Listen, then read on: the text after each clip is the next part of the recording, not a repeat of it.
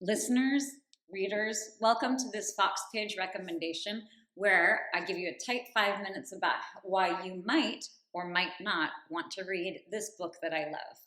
We're going to be talking today about Dubliners, James Joyce's Dubliners. And I'm going to be honest with you, this is another one of those books that you might want to read to feel smart and maybe to signal to the world that you are in fact smart. If you're listening to this right now, you are smart. But let me tell you, this book can be boring.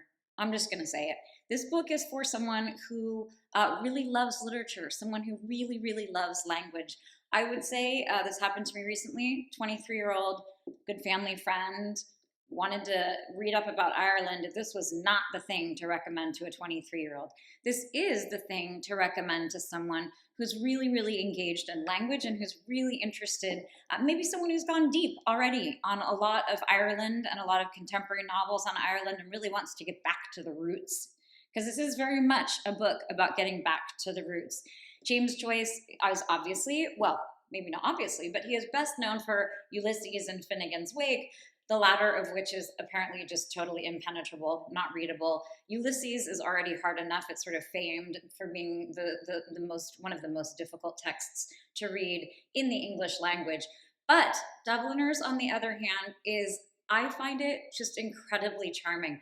It's not super demanding to read, but it is something that is very, very rewarding. So James Joyce published this in 1914. He's Irish, which is very important. He, though, was self-exiled in Europe. He left for Europe when he was a young man and did all of his writing in Europe for the most part. But everything was set in Dublin, which is very important. It was the Irishness in him, I think, was only amplified by the fact that he was abroad.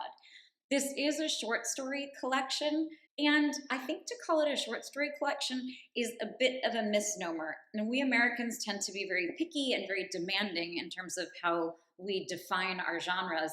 And on some level, this book is a bit more of a collection of sketches. I think the last story that's almost novella length, it's called The Dead. I think it's the best thing that Joyce has written. It feels more like a short story, but some of the other pieces feel a bit like a sketch.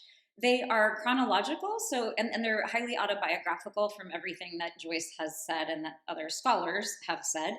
So it moves from the very beginning, from a young boy, and then moves all the way through to an older gentleman. But it's really a vision not only of James Joyce, it really is a portrait of the Irish people. In terms of the prose, there is something that is a little unsettling, a little bit of a puzzle. It's prose that feels unique, in the sense that you sort of have this idea that you are in the hands of James Joyce, that only this one person could have come up with this. It's very sort of marked by his own writing. And it's a writing that will move further toward really kind of hermetic, difficult, abstruse language, which we will find in Ulysses. It's fun to know that a lot of the characters that occur in Dubliners will also appear later in Ulysses.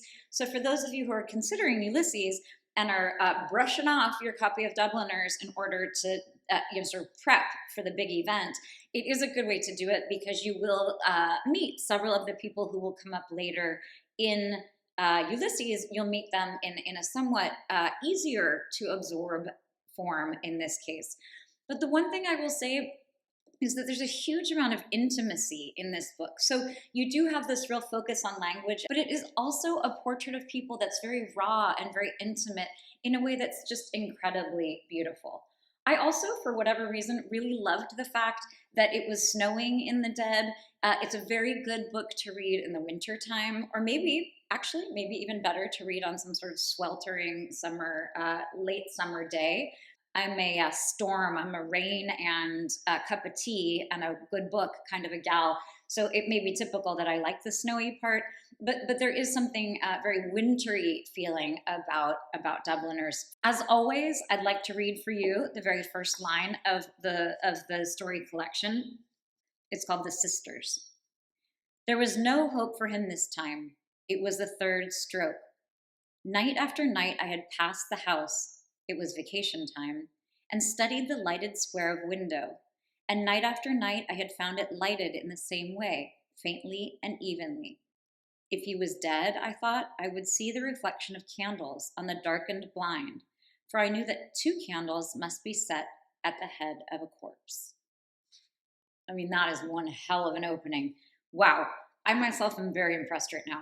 I forgot how good this is. You know, my memory is really bad. It's actually really handy for me because I read a line like that and I'm like, oh my God, look at this genius. Look at this genius in our midst.